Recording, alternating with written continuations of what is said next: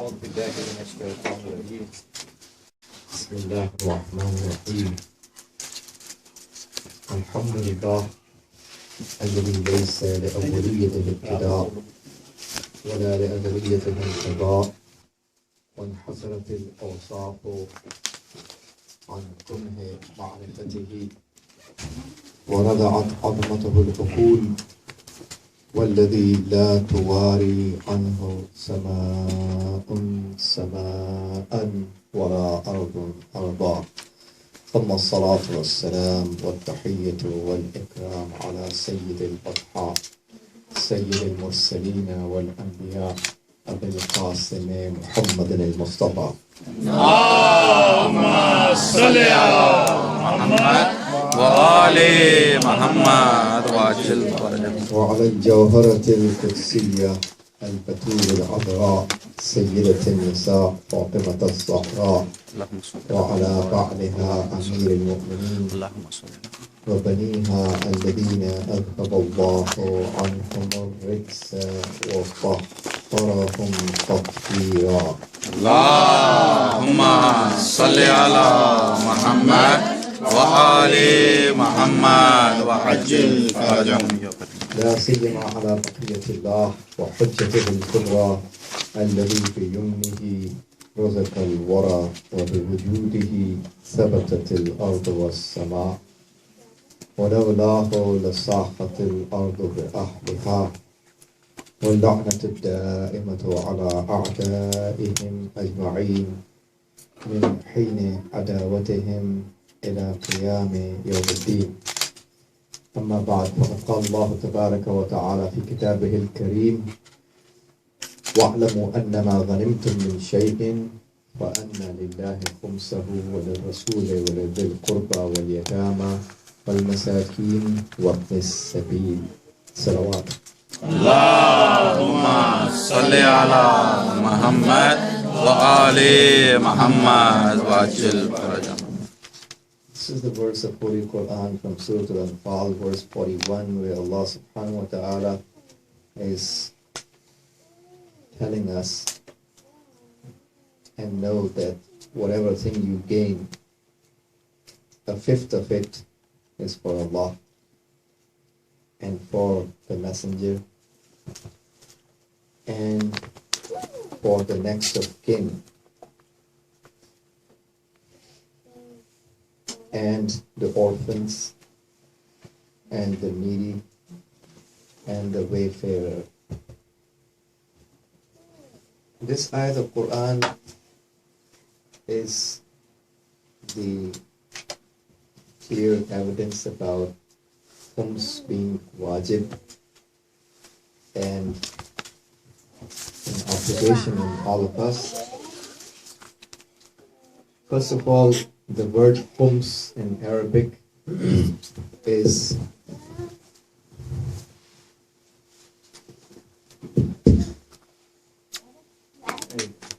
how many of you can read Arabic? And raise your hand if you can't read Arabic. Okay, so most of you can read it. Let me write down in Arabic as well. So the word Khums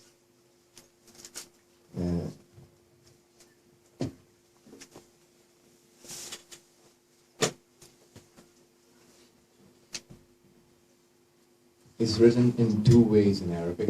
Khums or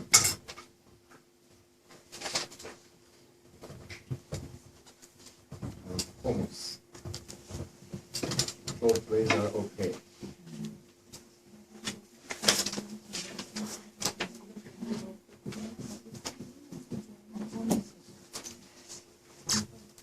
And literally speaking, the meaning of that is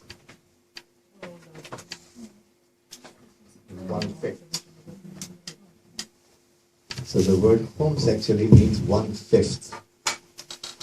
It can be recited Khums or Khumus. This part of the Furu'ud-Din is part of the basic teachings and wajibs of Islam. Things which are mentioned in the Furu'ud-Din, the branches of the religion, are not the only wajibs in Islam, as some people But see, these are the most important wajibs of Islam. That's why we mention them in Furuddin. Wajib. The list of wajibat is way more than just that. So we have a lot of wajibs, but these are the most important ones. So Khums is a wajib based on the ayat of Quran and hadith. So it's something mentioned in Quran itself. And it's wajib upon us to pay the khums once yearly. We fix a date of khums. It is called the date of khums once in a year. And whenever that date arrives, we pay 1/5, that is 20% of the total savings. Now, date of Khums, how the date of Khums is determined. So, date of Khums is determined as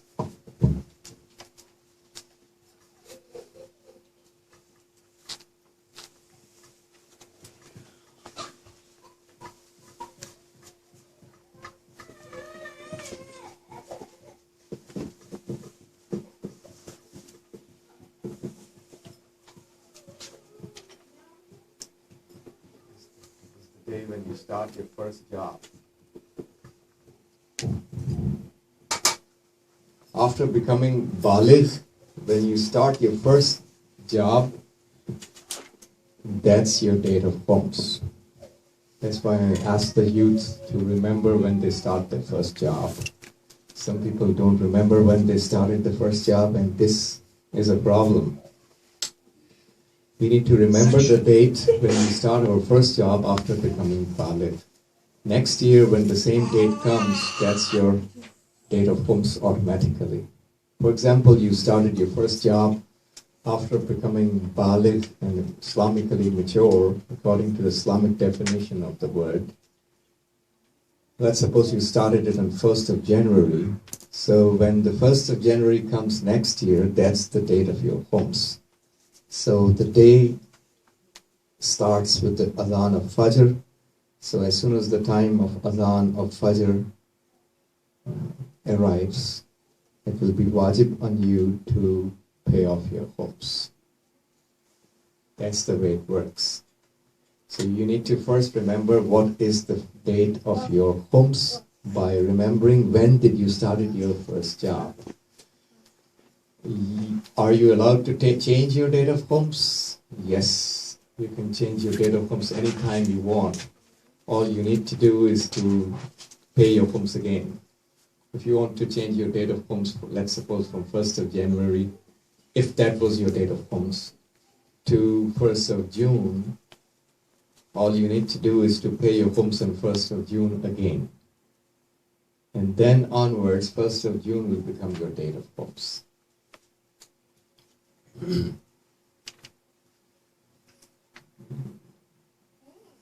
Some people ask the question that Khums is just mentioned once in the Holy Quran, whereas Zakat is mentioned so many times in the Holy Quran.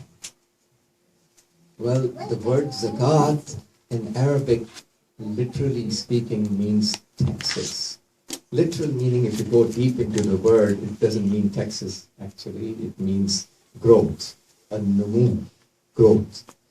But it's used for the taxes, which means all the taxes that we pay, which includes the Khums as well, which includes the Fitra as well, any taxes of Islam. So the word Zakat includes the Zakat and the Khums and the Fitra. And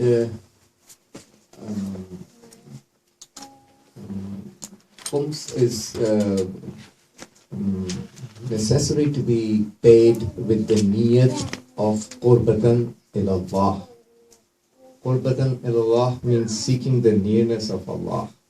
If you didn't do the niyat of qurbat, I am paying my khums to seek the nearness of Allah, qurbatan ilallah. If you didn't make that intention, it's not counted to be khums. Because khums is an ibadat and worship of Allah.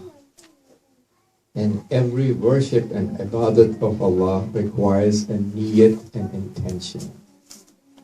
If you do a worship without the niyat, it's not counted to be the worship. So niyat is the essence of the ibadat. If the niyat is missing, the entire ibadat is invalid. It didn't even start. So it's not appropriate to say the word. Ibadat is batil. We say batil when it actually, at least it should start. It doesn't even start. It's not even called an ibadat to begin with, because it starts after the niyat. Niyat is something that has to be before the worship, throughout the worship, till the end of the worship. So niyat is a continuous thing in your heart. You don't have to say it with your tongue, you just have to have the theme in your heart. That's how the niyat and intention is. But it has to be made before the worship, throughout the worship, till the end of the worship. For example, you are praying, so you have to make your intention. I'm praying 2 rakats of prayers within the time. Agha, qurbatan ilallah. 2 rakats of fajr prayers within the time. That is Agha, qurbatan ilallah, to seek the nearness of Allah. So this is the intention. You don't have to say it. But before you start your prayers, your niyat has to be there. And throughout your prayers, it has to be there till the end of your prayers. Let's suppose in the middle of the salat, in the middle of prayers, you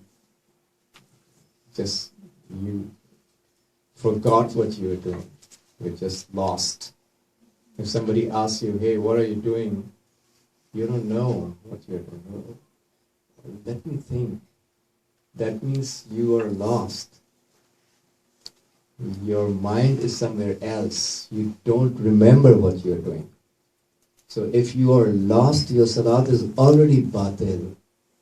Because your niyat is gone. The niyat is something that has to be from the beginning of the action, through the action, continuously there, till the end of the action. As soon as you are out of the niyat, the ibadat is already gone. So this is true for all the worships that we do, and Khums is no different. Khums is also an ibadat of Allah, so it requires niyat. It's very important to remember. Because there are some people who say, my dad was such a nice person, he used to do a lot of charity work, help the poor people, but he never paid Khums. Can those charities be counted in the place of Khums?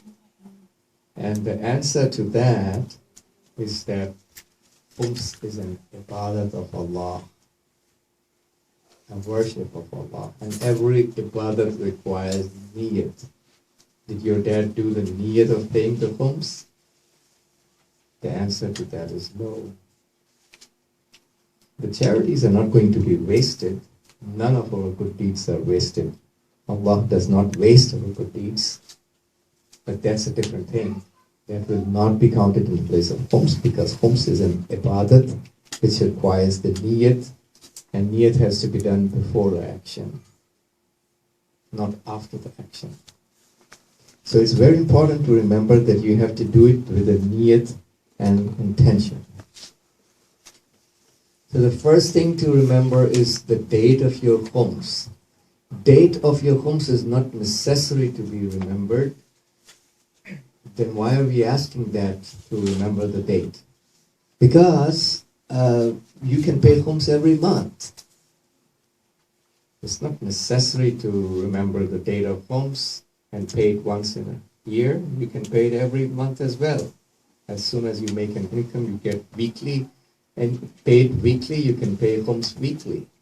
If you are paid daily, you can pay Khums daily. But that becomes very difficult for the regular people.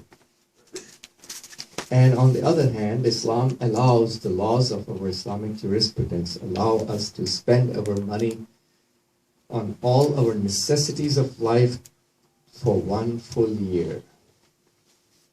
Now, combining this facilitation of Islam that allows us to spend our money on our necessities of life throughout the year for one full year, the mujtahideen and the scholars say that you are allowed to pay your khums once in a year based on that facilitation of Islam. Otherwise, if somebody wants to pay khums per month, he can do so. That will be, you will end up paying more money, and that will be more difficult for you to keep track of your funds. So this is why we say you can just pay once in a year, because Islam allows you to use your money for all your necessities of life for one full year. And we will benefit from that facilitation from Islam, and we pay just once in a year. So when that's the case, then we have to remember the date of Khums. And the date of Khums is calculated by the date when you started your job first. So Khums is important in Islam to a very high level. Let me write down this hadith for you, so you realize the importance of Khums. This is from Imam Sahib al-Zaman alayhi salam. Allahumma salli ala Muhammad wa ali Muhammad wa ajil farajahum. Tawqi'ul Mubarak.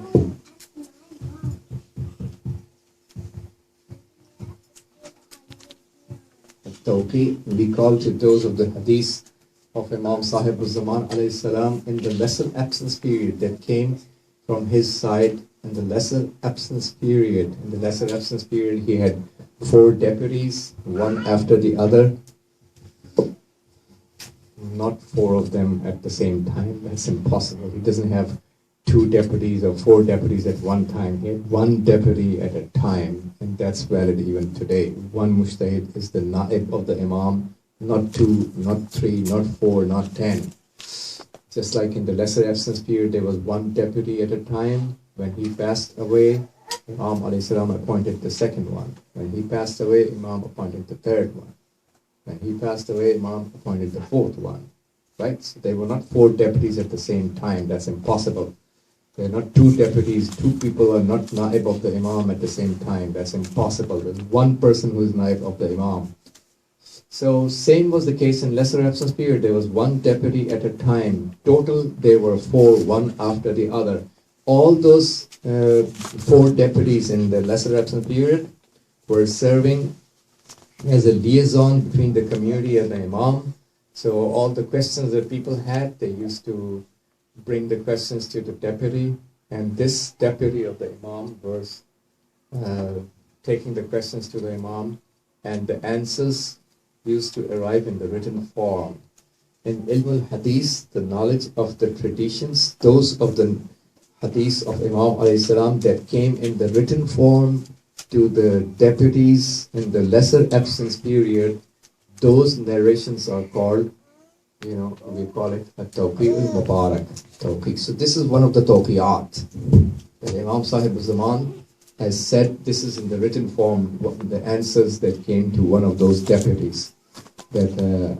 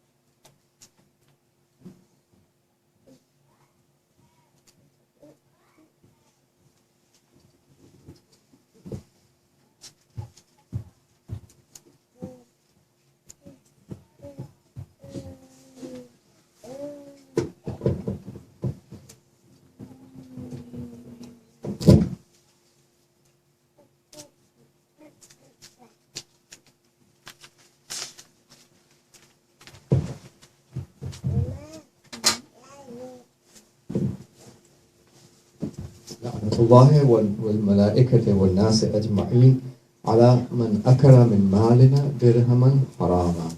Means the la'nat of Allah and the angels and والناس أجمعين, all the human beings, on the person who eats up 1 dirham from our money as haram. So you can understand how much important is that in the eyes of the Prophet and Ahlul Bayt alayhi salam. No one is allowed to eat even 1 dirham of the Khums money. That's their money. We have to pay to them. That's our test. In the real sense, the entire wealth we have is belonging to Allah subhanahu wa ta'ala. We are just an amanat carrier. Nothing belongs to us. We are not supposed to consider the wealth that we make as ours, because in the real sense, nothing is ours. Everything belongs to Allah. And we have been entrusted with this amanat and divine trust. That's our test, how we behave with this wealth and the divine trust. So there's a limited chunk of money, and everything of the world of matter is limited. And everything of the metaphysical world is limitless. So we have everything limited in this world of matter. And this is our test when we have resources given by Allah subhanahu wa ta'ala to us. How do we deal with these resources? Do we fulfill our obligations? Do we forget Allah? Do we forget the poor people around us?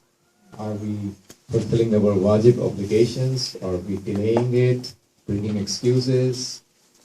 And so on and so forth. These are all our tests. So all those people who go hungry are not because Allah did not provide sustenance and risk for them. Allah provides risk and sustenance for everyone. He's the Razak. He's the one who provides sustenance to for everything and everyone. And the reason why a lot of people go hungry is because there are some other humans who are blocking their risk. Like Imam Alayhi Salam has said in his hadith,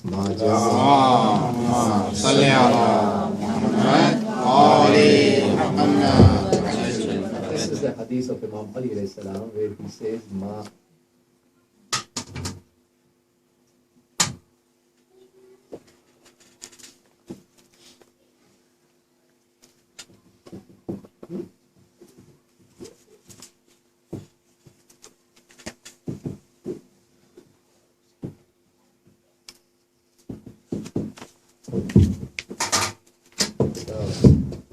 جاء فقير إلا بما متع به غني. That means no poor person goes hungry except due to the fact that some rich person is enjoying with that wealth. So somewhere somebody who is rich is enjoying and rejoicing with the wealth he has gained, and that is causing the suffering for some poor person who is hungry somewhere else. So whenever we have money, the bottom line is this: whenever we have money more than the necessities of our life, we must think that this money actually doesn't belong to us in the real sense. Even though you may have earned it, but it's an amanat of Allah and a test of yours, how you go through this test and take care of your financial wajibat and obligations.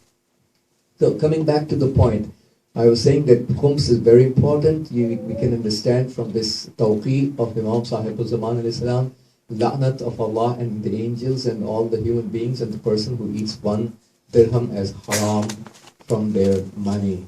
So that's not an option. So we have to pay off the Khums. When we pay the Khums, it's not something that we are doing a favor upon the Prophet or Ahlul Bayt alayhi salam. We are, in the real sense, we are favoring our own selves. Because by paying the money, not only we are making our money and wealth tahir, Islamically clean, but we are actually making our souls tahir. Okay, it's not just about the money, it's about our souls, because love of money, having a love affair with the money and the material belonging of this world is the what we call hubbud dunya in Arabic, love of this world and its material belongings is the biggest najasat of the soul. So anyone who is attached with this money, his soul is najis from the inside. The one who is more attached is more najis. The one who is totally into this world is basically drowned in najasat. This is one of the reasons why we feel so much pain at the time of death, right? You have heard so much when angel of death comes and takes the soul out, what we call in Arabic as sakaratul maut. Naza ka alam, this Urdu mein hum kehte hain, naza ka alam. When the soul is taken out from the body, there's a lot of pain, right? We heard so many stories from scholars about how much pain a person feels at the time of death when soul is taken out. Did you ever think why the pain? Do you think the angel of death is an unprofessional guy? He doesn't know how to handle his job? No, he's the most professional person around. He has taken the souls of hundreds of millions of billions of human beings up till now. There is no one more professional than him for this job. Then why the pain? Because we human beings have acquired attachments with this world. All those various kinds of loves that causes us to do various types of harams in our life. Love of lusts and desires, and so on and so forth. And all those attachments and loves that our soul has acquired through the duration of our life, all those attachments have to be detached one by one by the angel of death. And that is going to cause a lot of pain. Because it's a 60-year, 50-year, 70-year affair. It takes a lot of time and it's a lot of pain to detach all those loves. So, love of money is a najasat of the soul.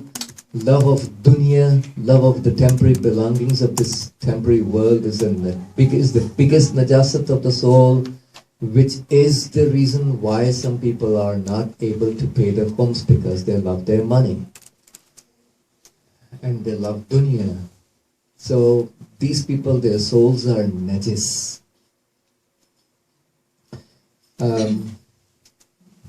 Khums, where are we supposed to pay the khums? We'll come to that point later on at the end of our discussion. But first we'll talk about what are those things upon which the khums is levied in Islam. There are 7 things. Can I erase this? Yes, please. You have these lectures on this. Could this be possible if it's being sent on our email? So that My notes are in Arabic or in Farsi, so I don't think it's beneficial for me to send it to you. It's not in English.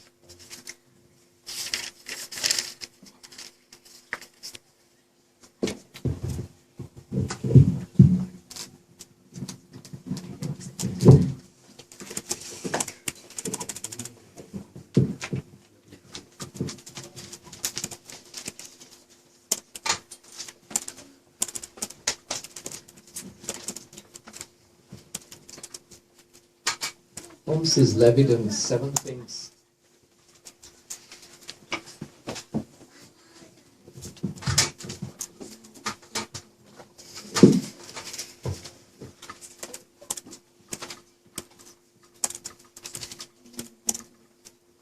First is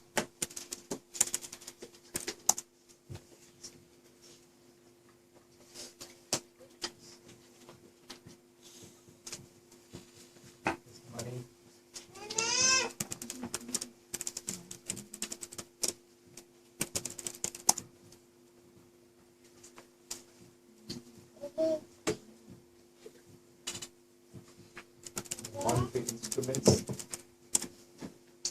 means your stocks, your bonds, your the stocks and bonds and retirement funds, and in America we call it 401k. So whatever is the term used in Ireland about the retirement funds, stocks, bonds, or any form of monetary instruments. And the second thing is the minerals. And the third is the treasure.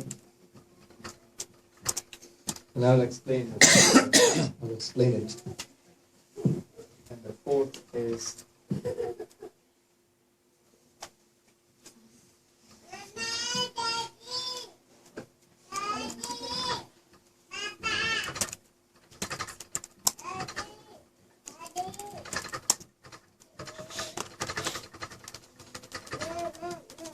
the halal money, which is mixed up with haram.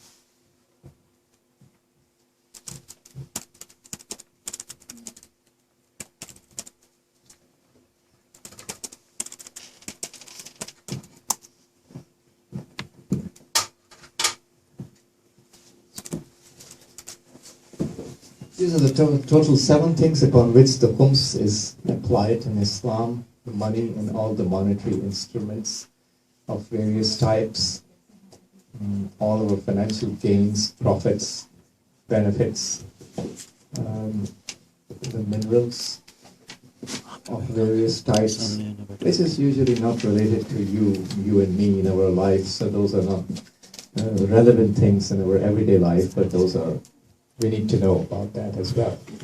Treasure, the gold and silver, which is also not a relevant thing for our everyday life. What is relevant to us is actually number 1 and number 4 in our everyday lives, possibly. Halal money mixed up with the haram money. And number 5, jewels or pearls which are acquired by diving into sea, into oceans or water or rivers. And the 6th one is the war booty, which is also not relevant nowadays. And number 7 is the land purchased by a zimmi kafir from a Muslim person. Kafirs are categorized into 2 categories: either they are zimmi or they are harbi. Ahlul Zimma and Ahlul Harb. So Harbiyin and Zimmiyin. So Zimmi is that kafir which is living inside an Islamic government and respects the Islamic constitution, the Quran and the values and so forth. There's a list of conditions that he respects and abides. So we respect those people, their life, their wealth, their belongings, their dignity. It's all respected and protected by the Islamic government. So right now, obviously, the Islamic government is only in Iran. So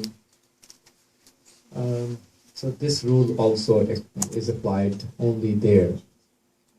So what is relevant to our lives here in the West is 1 and 4 only.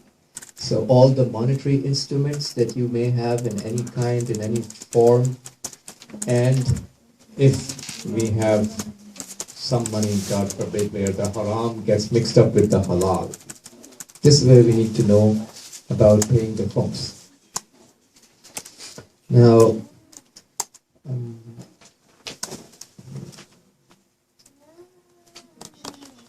It is. There's a list of things that I would like to mention here.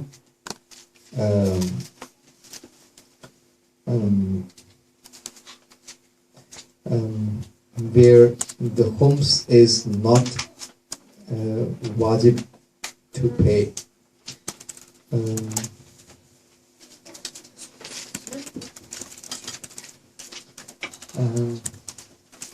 The first thing is the Khums is not wajib.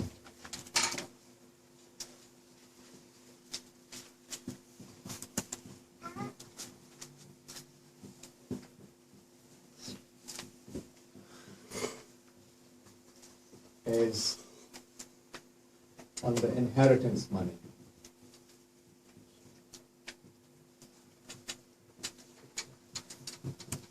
So the money that we receive in inheritance from our parents, our ancestors, or any other relative from whom we inherit, we are not obliged to pay the khums on that money. If we know that person used to pay the khums. If you know that person didn't pay the khums in his money, then it will be wajib on us to pay the khums. For example, if my father passed away and he left behind some money, I inherit the money. It's not wajib on me to pay because I know my father used to pay the khums. But if someone knows that my father didn't pay the khums, then the inheritance money will also have khums on it. Okay? Please keep that in mind. Inheritance does not have khums if that person used to pay the khums. Inheritance will have the khums on it if the person did not pay the khums. Same is valid for the meher. The meher that the wives receive from the husband. Meher, the dowry. So the same applies on that as well. Meher money doesn't have khums on it. Unless if the wife knows that my husband does not pay the khums. If you know your husband doesn't pay the khums, then it will be wajib on you to pay khums on the meher. If your husband pays the khums regularly, then it's not wajib to pay khums on your meher. Okay? Well, meher is something which is unfortunately not paid in our society, and that's a problem. Husbands are required in Islam to pay the meher, and pay the meher straight away. And the wives are eligible to ask for their meher, which some of the wives don't ask because they don't want to, jeopardize their relationship with the husband, and the husbands are psychologically blackmailing the wives, or forcing them psychologically to get it forgiven, so they don't end up paying the meher, which is all condemned in Islam. This behavior is condemned in Islam. Meher has to be paid straight away, and it's wajib to be paid. No ifs and buts. It's the right of the wife, and it has to be paid straight away. On the day one of your marriage, you should pay your meher. If you put your meher as, for example, going for the Hajj. Let's suppose the wife had her meher the husband should take her for Hajj or take her for ziyarat. Then going for Hajj becomes wajib on that wife in the same year. Because meher belongs to you, right? And you have a right to demand the meher straight away on the first day of your marriage. You are eligible to demand. Whether you demand or not, you are eligible to demand. And the money actually belongs to you. When you have the money, you are mustati. You have the istita'at. You have what it takes to do the Hajj, to go for Hajj. And going for Hajj, you are financially capable of going for Hajj. So it's wajib on you to go for Hajj in the same year. Not going for Hajj and delaying it is a bigger sin in Islam. So meher is exempt from the khums if you know your husband used to pay the khums. If you know he doesn't pay the khums, then it will be wajib on you to pay meher on khums on the meher as well. The third thing which is exempt from the khums is the money we receive from non-Muslims.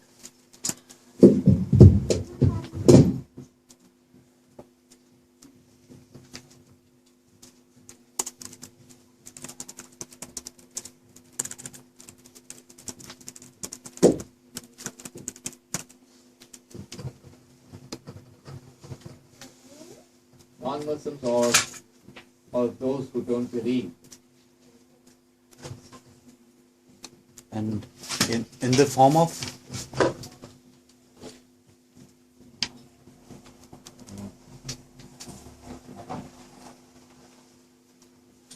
Those who don't believe in khums.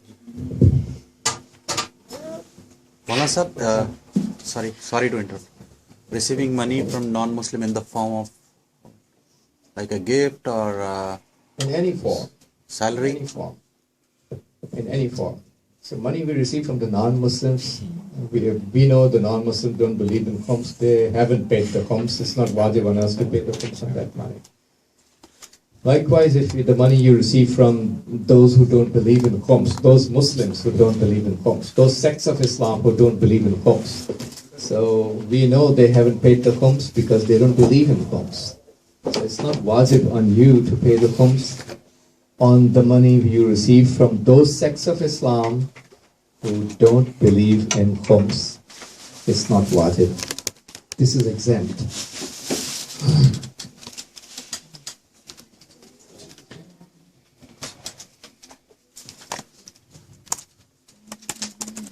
And the next thing is a controversial thing, controversial between mujtahids.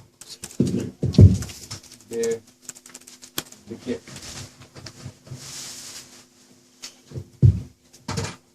This is controversial. It depends on which mujtahid you are following. There are some mujtahideen who say that it's wajib to pay khums on the gifts that you receive. There are some others who say it's not wajib to pay khums on the gifts. So it depends which mujtahid you are following. This is a controversial issue. So gifts are exempt in the fatwa of some mujtahids. Likewise, the money a poor person receives.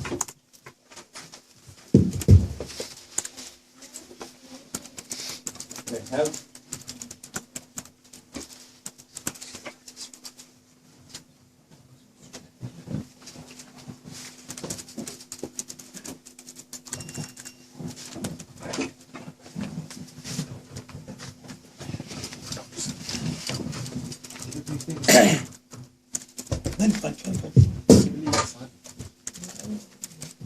The help that a poor person receives, the person who himself is a fakir person and someone else is helping him out, this fakir is not obliged to pay the khums. He himself is receiving the khums, receiving the help from others. He is not obliged to pay the khums himself. Now, fakir is a term which we need to understand. Fakir is someone, in Islamic jurisprudence we define fakir as alladhi la yamliku ma'unata sana, someone who doesn't have the expenses of 1 year of his life. So it's called fakir. Anyone who doesn't have expenses that can suffice for as much money as it suffices for 1 year of his expenses. So if somebody doesn't have at all, he's also a fakir. If someone has partially, he has the money, but it doesn't suffice for 1 year of his expenses, he's still called a fakir. So let's suppose somebody has expenses for 11 months of his needs for 11 months. He doesn't have the expenses for the 12th month. He's also called a fakir. It's not necessary that a fakir is somebody who's begging on the street. If you understand this definition, you will realize that fakir can be a person who is, a respectable person in the society, but he can't make the both ends meet, so he is falling short to fulfill the needs of his life for 1 full year. So he's a fakir. And we can pay several types of Islamic charities to him. So fakir is again a person who has expenses, who has shortage in his funds, so his funds do not cover the needs of 1 full year. Either he doesn't have any money, or he has some money, but it doesn't suffice for the expenses of 1 full year. It suffices for a few months, a few weeks, a few days only, not 1 full year. So we are allowed to pay him various charities of Islam, certain charities of Islam, to fulfill the needs of 1 full year. It is important to remember that we are allowed to spend our money on the necessities of life. This is a very important point. We are allowed to spend our money on the necessities of life within the framework of our social status. That's a very important point to remember. Lots of things depend on this. In Islam, we are allowed to spend our money on our necessities of life within the framework of our social status. So there are two things we need to keep in our mind. What are the necessities of life? What is my social status? If I spend the money more than my necessities of life, it's problematic. That will be israf, overspending. And we know that israf is haram in Islam. And if we spend the money more than our social status, haysiyatun urfiyya, or we call it sha'nun urfi. If we spend our money more than our social status, that's also not allowed in Islam. So these are very important points, general principles in our life when about spending the money. When you get your salary, you are allowed to spend your money on the necessities of life only. So we buy what we need. We don't buy what we like. There's a fine line between two things. Okay?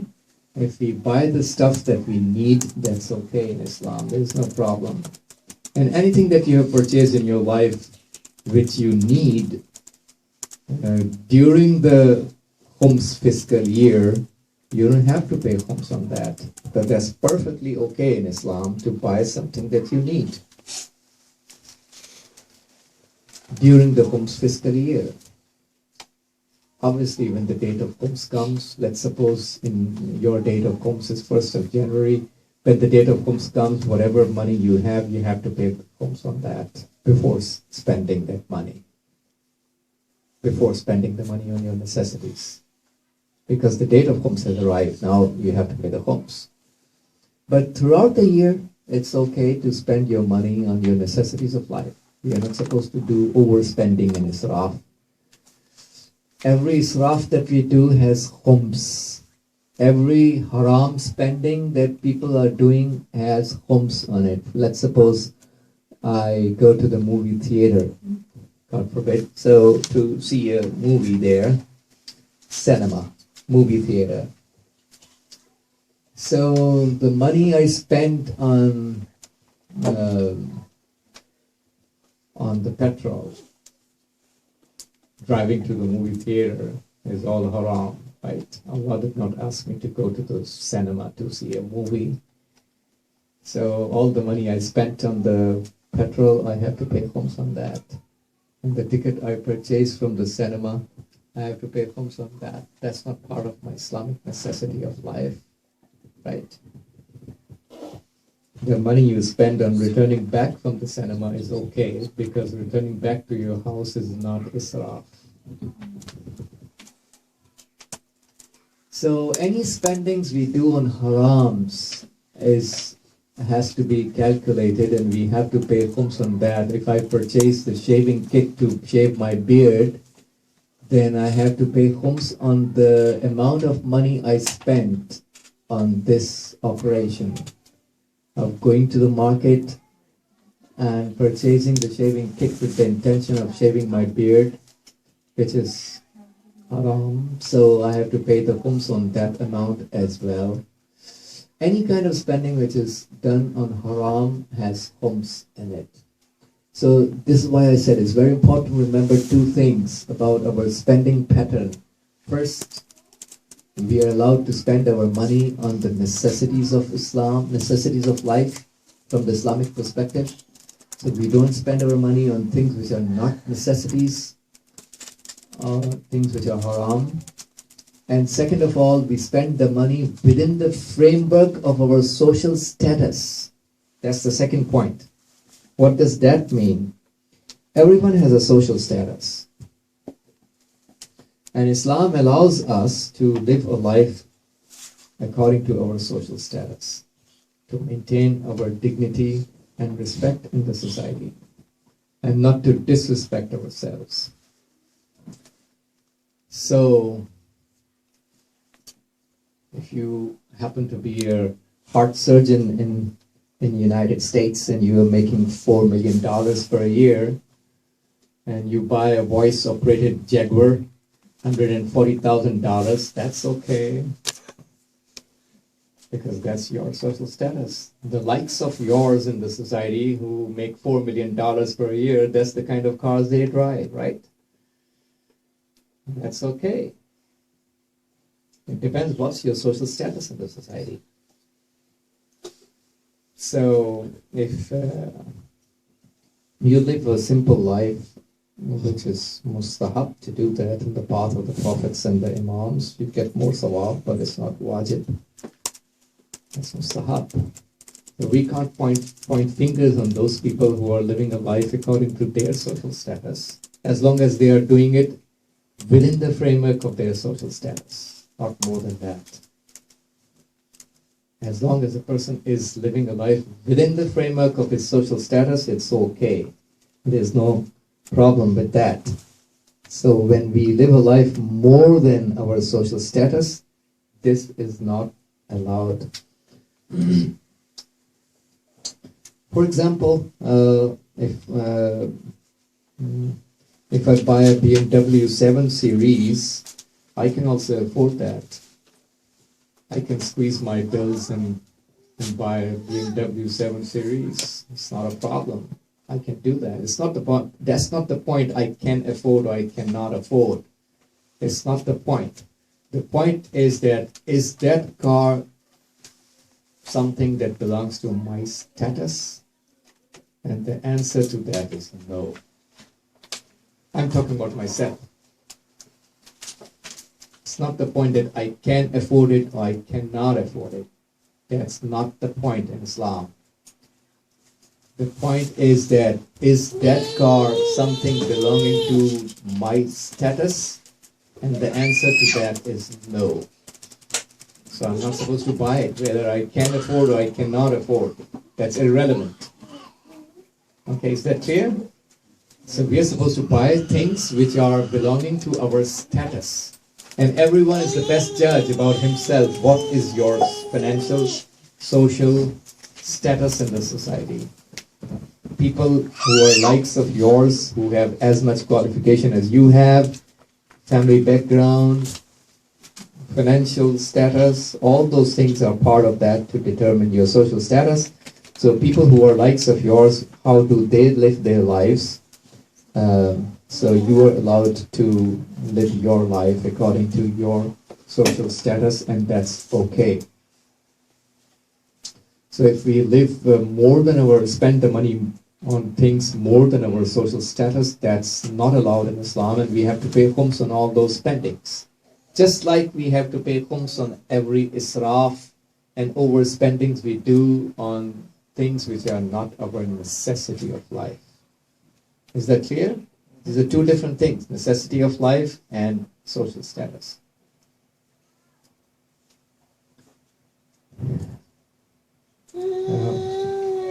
So for example, let me clarify if it's still not clear in your minds.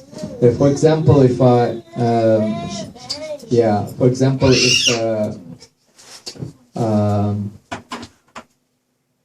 for example, if I buy a Honda Accord, that's okay, I think, according to my status.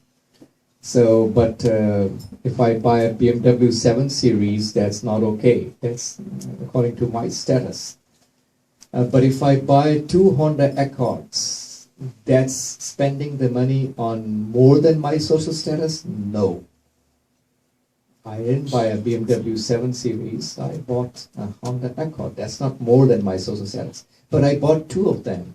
So this is more than my necessity of life. These are two different things. Is that clear? I hope it's clear now with that example. There are two different things. Buying more than your necessity of life and buying something which is not of your social status. Both of them are problematic. Is that clear? And both of those things, and you have to pay Khums on that. You are the best judge about yourself, and you should find out about your spending patterns.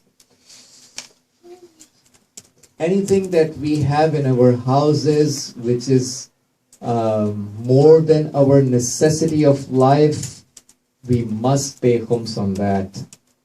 If you purchase something which is more than your necessity of life, go back to your houses and find out if you have spent your money on anything more than your necessity, or if you have spent your money on anything which is more than your social status.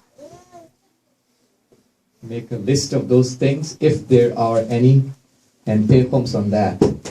Likewise, if you purchase something, you thought it's of your necessity, but the thing is lying in your house for 1 full year and you did not use it. Let's suppose you bought a shirt. You never used that shirt. It's lying there in your closet for 1 full year. So this shows that it's not part of your necessity. If it was your necessity, you would have used it already.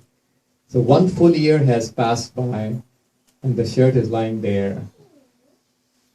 So this is a sign that it was not your necessity, and this was an overspending, and we have to pay Khums on that as well. Is that clear? So now let's go to the stocks, the monetary instruments. We have stocks and bonds and lands. People have lands and apartments, houses. Anywhere back home you have lands and houses and apartments you have rented, and any house which is not used for your residence, any house which you are not using for your own residence. You just purchase some houses, apartments, and it's your investment property.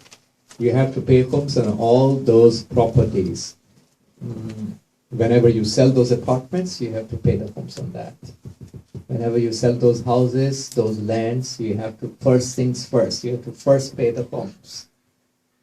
Okay? Before, even when somebody dies, let's suppose if my father dies and I get some land from his inheritance. Inheritance doesn't have Khums, we already talked about that. But if we know my father didn't pay Khums, then, for example, this land I inherited from my father, this land was lying there for the last 10 years.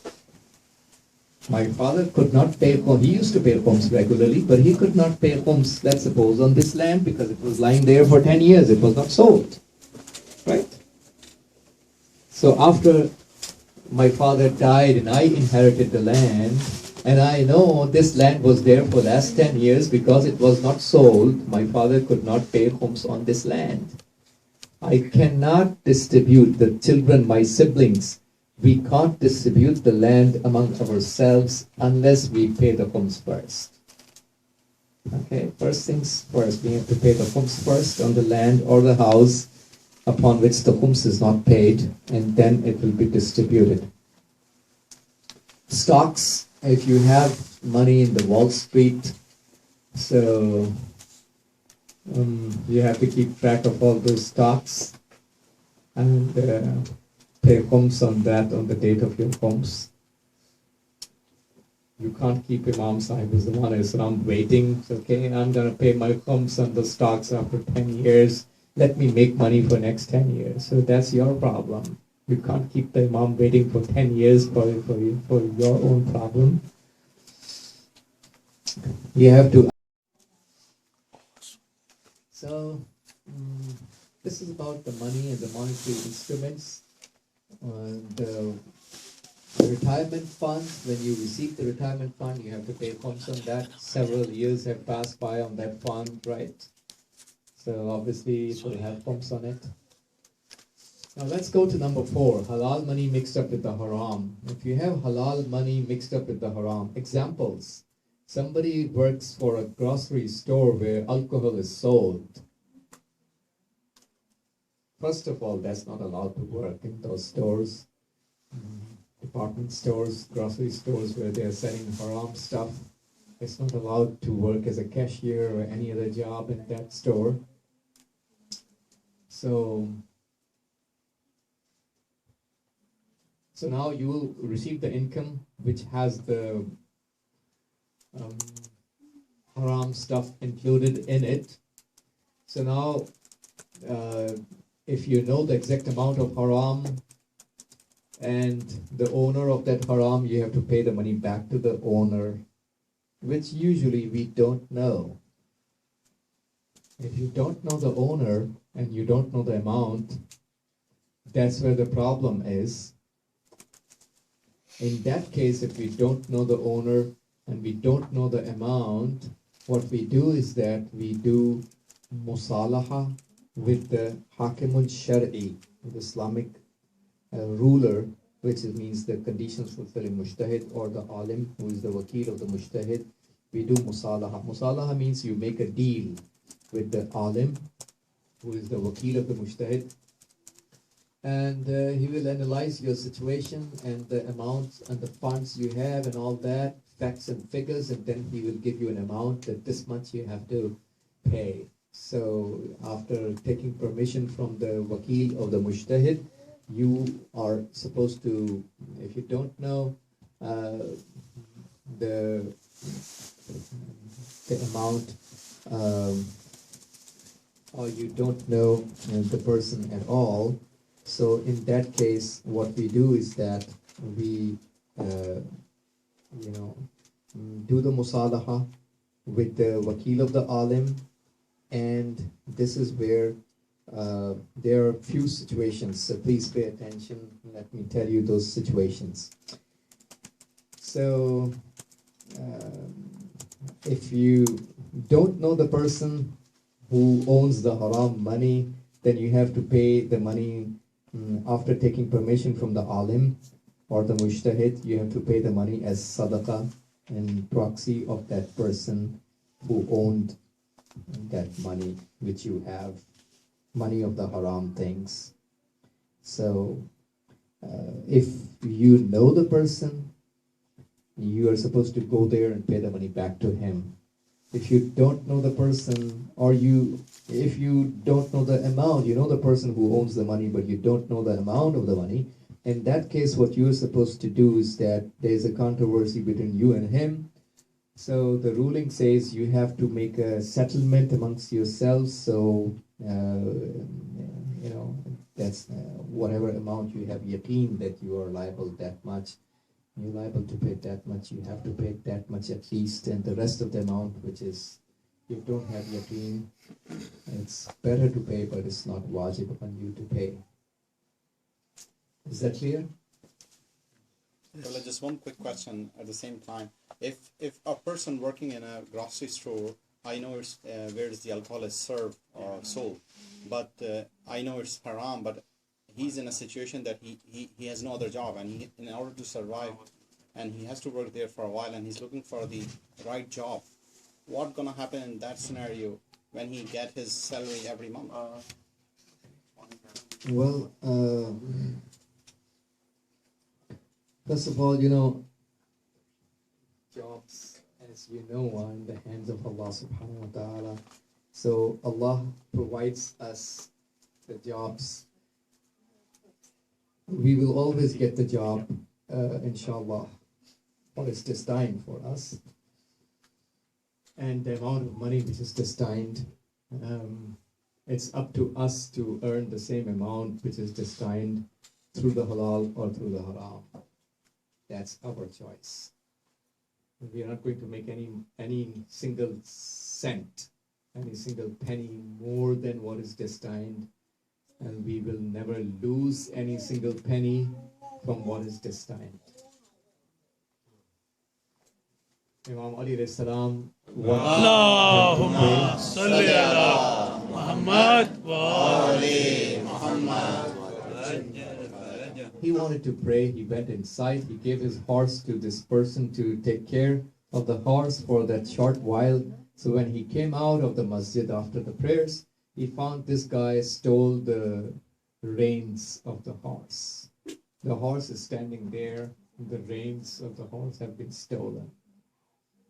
Imam Ali Islam went to the marketplace. Now, Kufa is not a big cosmopolitan city. It's a little small city with one marketplace only.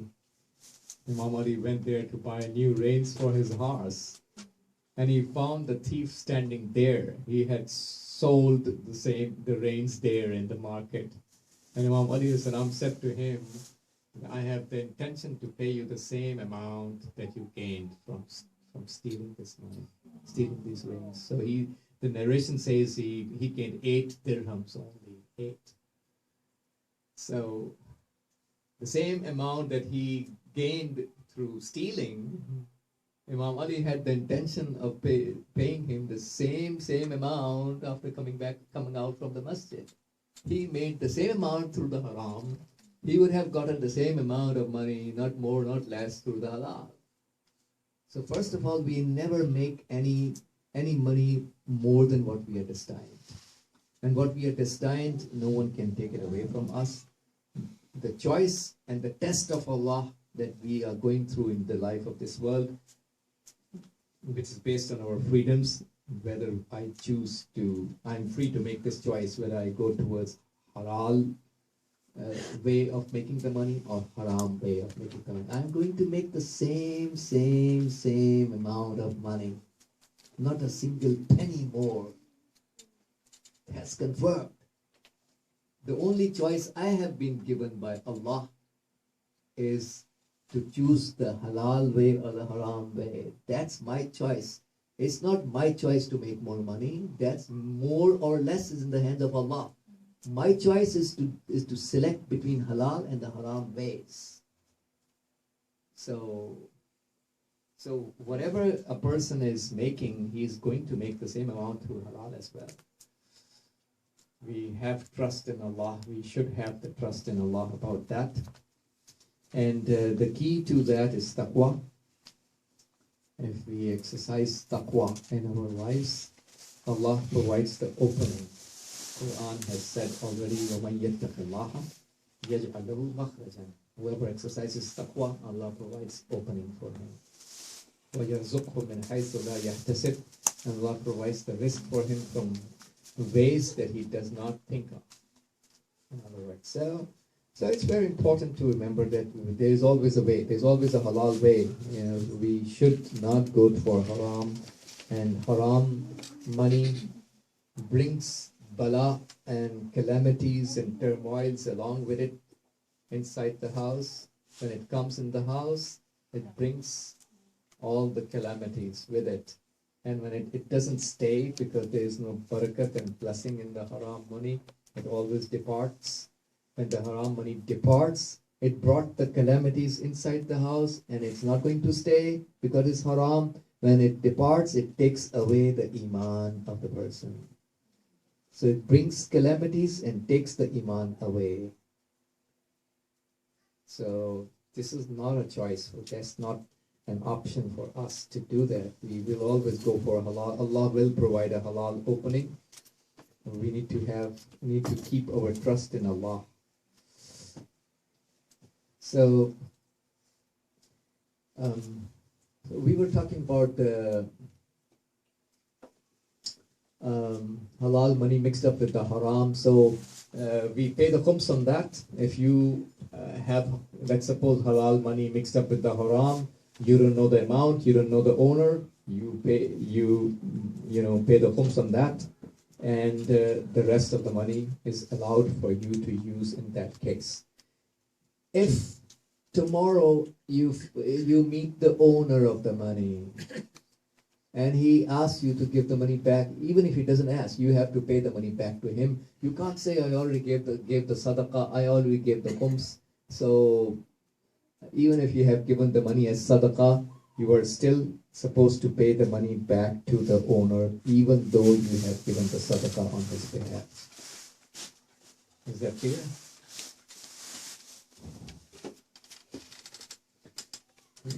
Now,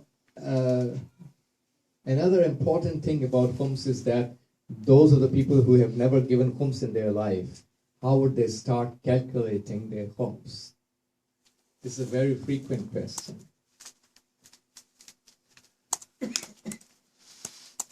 So, I already explained to you that khums is wajib to be paid on the date of khums.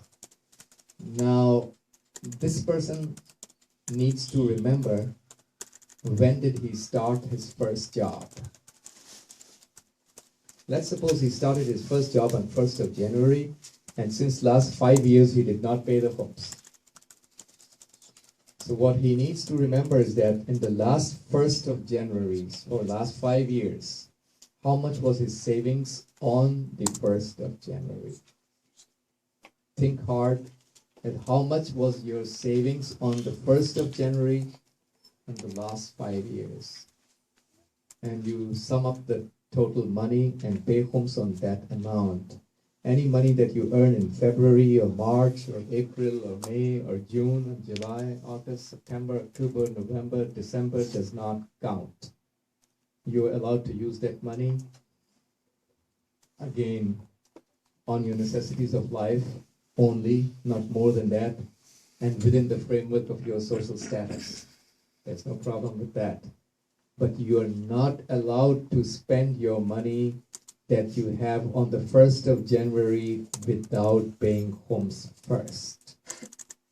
If you purchased anything from that money which you had with you on the 1st of January without paying the khums, that is a problem. You're not allowed to use that money until you pay the khums. So if you haven't paid khums for the last 5 years, you need to remember on the last 1st of January for the last 5 years, how much money you had in your possession on the 1st of January. If that was your date of khums. If that was your date of khums. Whatever money you earned in February, March, up till December does not count. Whatever spendings you do throughout the year does not count, as long as you are spending on your necessities of life within your social status. That's perfectly okay, and that doesn't have khums on it. Is that clear? This is a very simple way of, if you don't remember how much savings you had on the date of khums, then obviously you will make an estimation. Think hard and make an estimate how much money you had, and pay khums on that total amount. So this is how we do for those who haven't paid the khums at all up till now.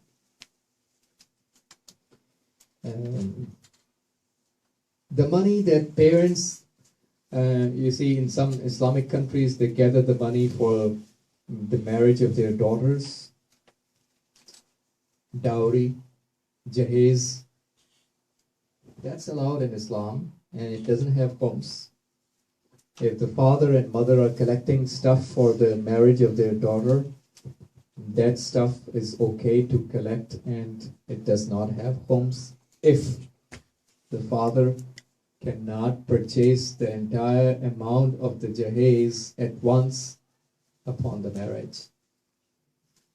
If you don't have that sort of money to purchase the entire jahez at the time of marriage at once, in that case you are allowed to gather the things of jahez gradually, and it will not have khums. If you have that much money to purchase the jahez at the time of marriage all at once, then you're not supposed to collect the jahez stuff gradually. If you collect it, you will have to pay khums as well, because you can afford the jahez all at once at the time of marriage. Those who are unable to collect the jahez stuff all at once at the time of marriage, those who are able to collect, those who are able to buy the jahez all at once, are not supposed to collect the jahez. If they collect it, they have to pay khums. Those who cannot purchase the jahez all at once, they are allowed to collect the jahez gradually, and they are exempt from paying the khums for that. But if you gather money for the marriage of your daughter or your son, the money will have khums always.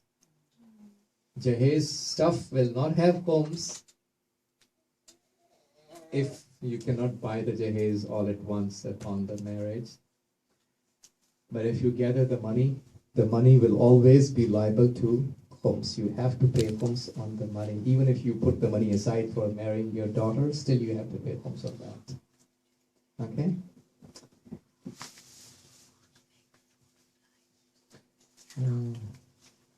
So throughout the Khums fiscal year, we are allowed to buy anything. You buy a sofa, you buy curtains, you buy a car, you buy a house, anything you need for your necessity of life. That's okay. It doesn't have Khums on it. None of these things have Khums on it. As long as you're buying all these things within the framework of your social status, and all these things are of your necessity of life. It's not a problem. Problem is, if you buy a sofa on the 1st of January, if 1st of January was your date of Khums, if you buy a sofa or a car or a house or anything else on the 1st of January from the savings of the 1st of January without paying the Khums, that's the problem. On the date of Khums, you cannot purchase anything without paying the Khums first.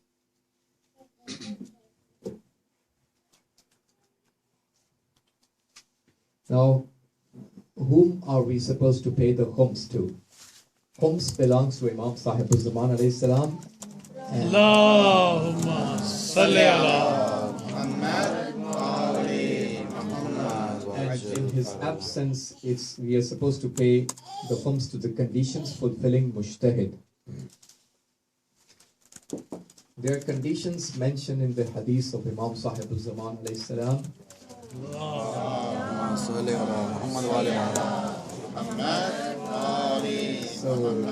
we respect all the mujtahids. They are all of great personalities. We must respect them. But when it comes to doing the taqleed and following, we do the taqleed of the conditions fulfilling mujtahid. Let's suppose there are 4,000, 5,000 mujtahids in the world. So we respect all of them. And we are not following all those 3,000, 4,000 mujtahids. We respect them, but we don't follow all of them. We follow one person, right? We don't follow 3,000 people at the same time. We respect all of them, but we follow one person at a time. Now, who is that one person? That one person is the one who fulfills all the conditions. All the conditions mentioned in the hadith of Imam Sahib al-Zaman alayhi salam. How can you make sure? We make sure by looking at the witnesses of Ahl al-Khibra. Ahl al-Khibra means the high-level professors of the Hausa. So minimum 2 adil witnesses are there. It's a public information. It's already published. We search for the witnesses.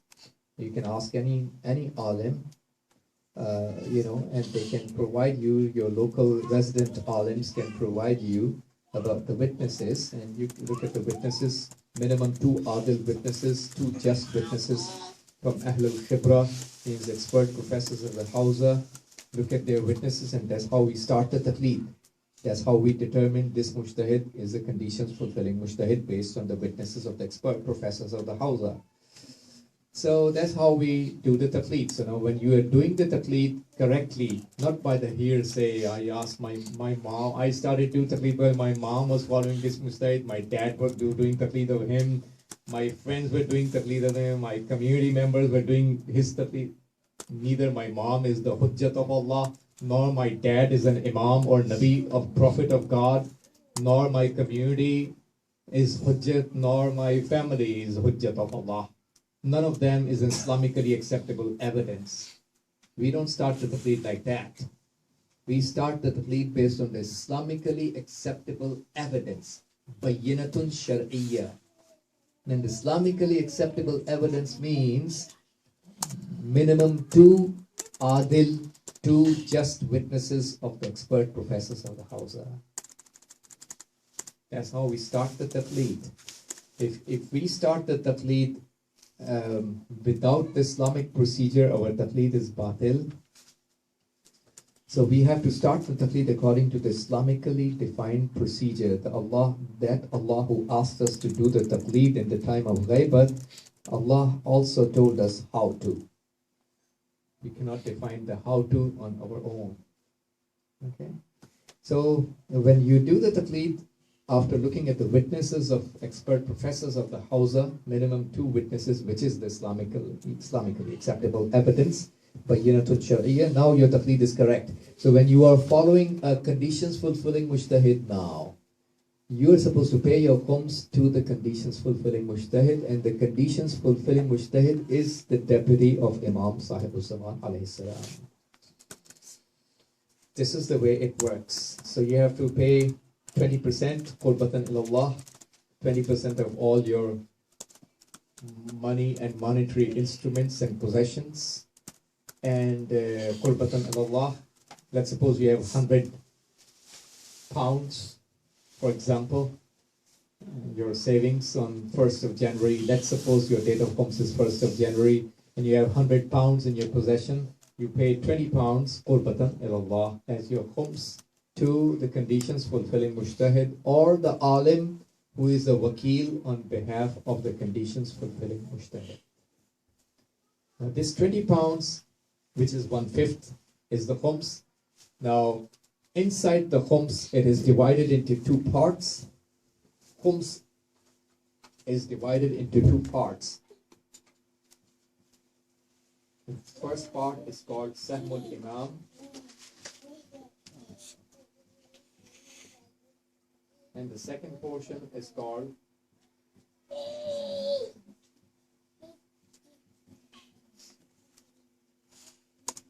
Sahmus Sada. In Urdu we say Sahmus Sadat. In Arabic it's Sahmus Sada. So Sahmus Sadat means the amount which belongs to the deserving Sayyids. Half of the khums belongs to it is given to the deserving Sayyids, and the first half belongs to Imam Sahibul Zaman alayhi salam. We give the entire khums to the condition fulfilling mujtahid, okay, or the alim, and they will give it to the deserving Sayyids, and they will spend the money of the Sahmul Imam according to the rules of the Islamic Sharia. It's already defined how the money has to be spent. So we give the entire khums. Khums, half of it belongs to Imam alayhi salam, half of it belongs to the deserving Sayyids. 50% to is Sahmul Imam, 50% is called Sahmus Sada, means the portion of the Sayyids. This is 50-50. But the whole amount has to be given to the mujtahid or the alim who is the wakil, and they will give it to the mustahab and deserving Sayyids. Now some mujtahids allow you to give the Sahmus Sada, Sadat portion yourself to the deserving Sayyid. Some mujtahids allow that, but some don't allow it. Again, that is a controversial issue. Depends on which mujtahid you are following, and you will obey the fatwa of your mujtahid in that. Whether your mujtahid allows you to pay the 50% of that belongs to the deserving Sayyids, you pay it yourself to the deserving Sayyids. Whether your mujtahid allows you to do that, or your mujtahid does not allow, in that case you have to give the whole khums to the mujtahid or the alim who is wakil, and they will give it to, they will spend Sahmul Imam on its expenses, and Sahmul Sada, the Sadat portion, to the deserving Sayyids themselves. So this is how it is divided. Now, it's very important to remember that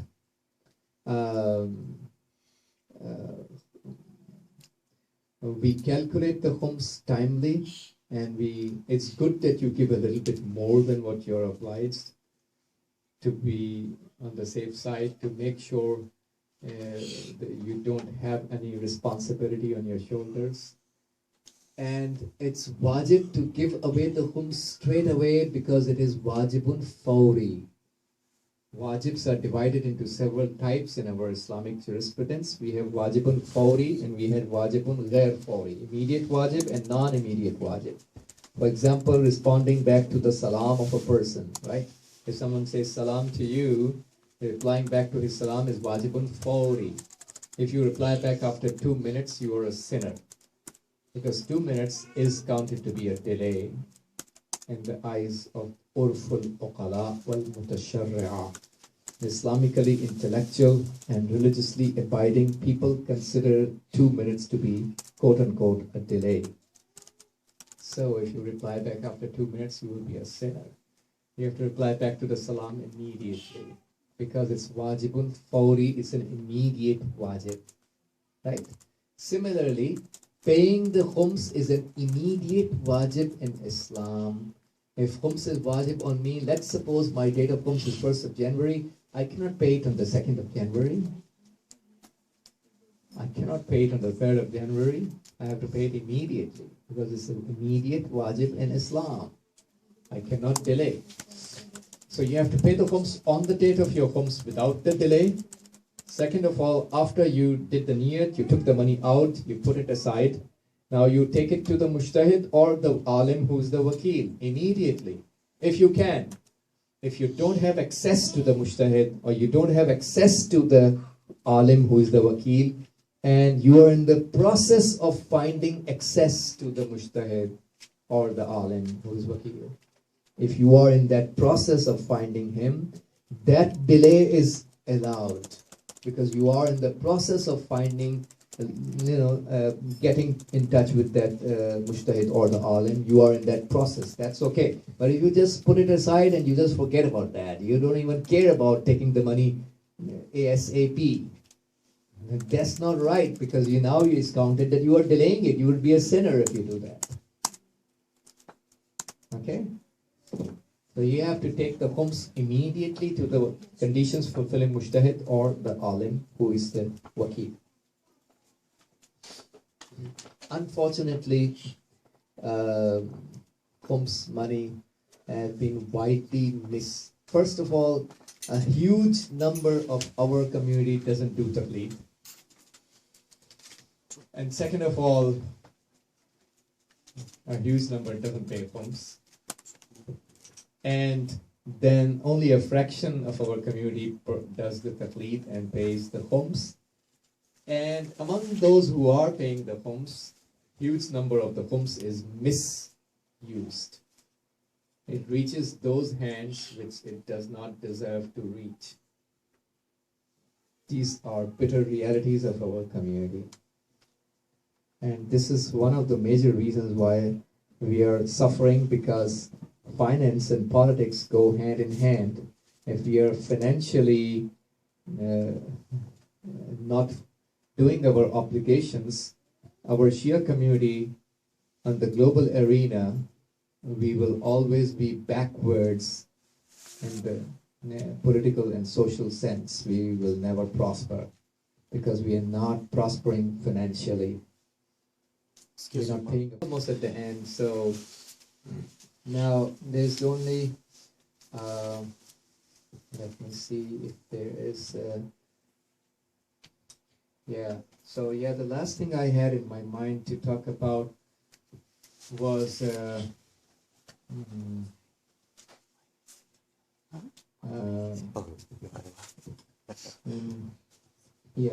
wanted to talk about this, we have to be particular about spending the khums, so and giving it to the right hand, those hands which deserve to receive it. Now,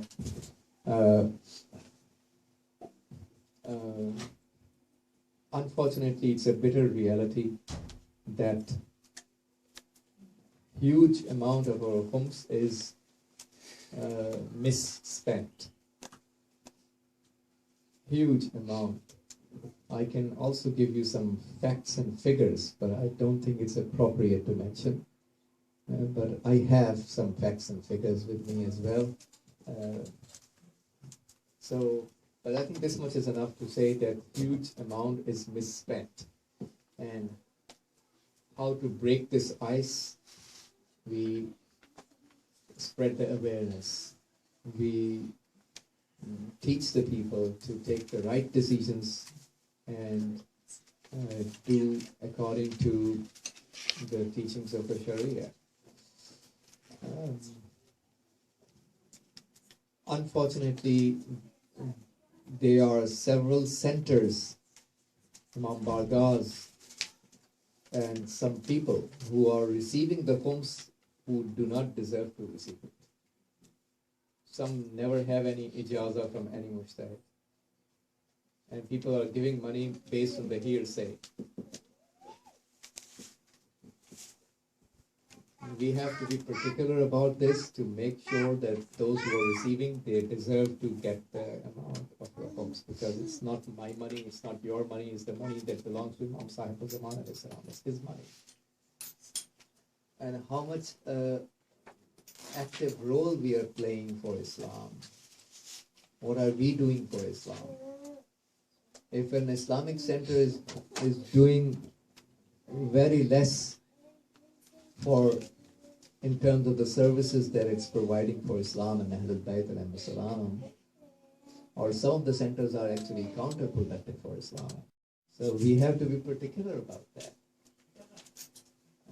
And we are not supposed to pay the money of Imam alayhi salam for these types of people or entities which are not serving the walayat of Ahlul Bayt alayhi salam and the purpose of Ahlul Bayt alayhi salam, and not spreading the mission of Ahlul Bayt alayhi salam.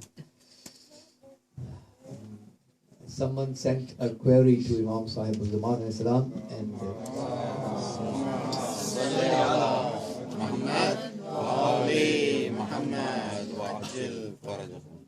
about the money that we give to the Ahlul Bayt, and this is also one of the tawqi'at. So the response came to the Naib of the Imam, the deputy of the Imam in the lesser absence period, in the written form from Imam Sahib Azman Islam. So this is what was written in the answer. Amma amwalukum, as far as your money goes, fala naqbaluha illa litathuru. We do not accept it except for the reason that you people become tahir.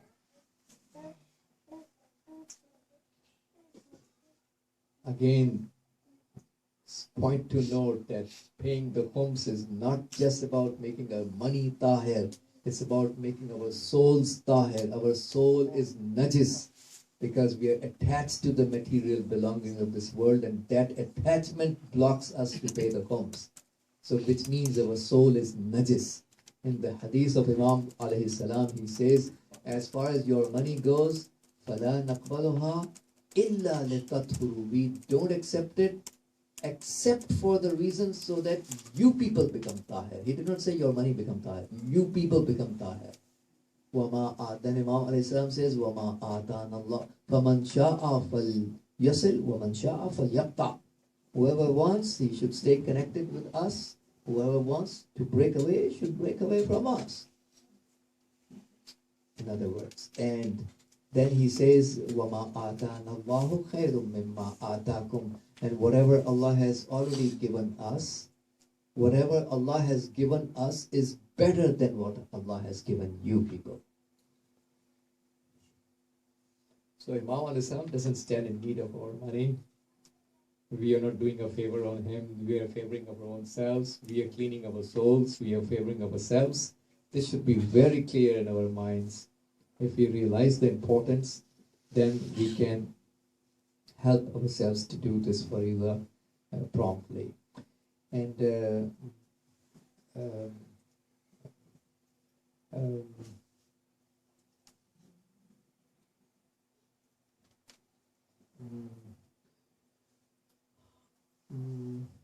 let me see if there's anything I have.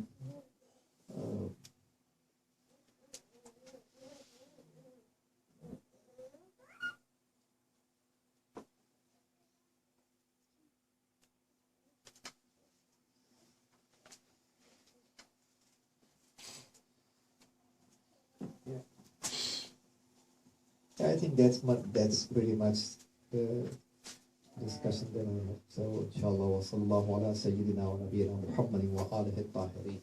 Allahumma salli ala Muhammad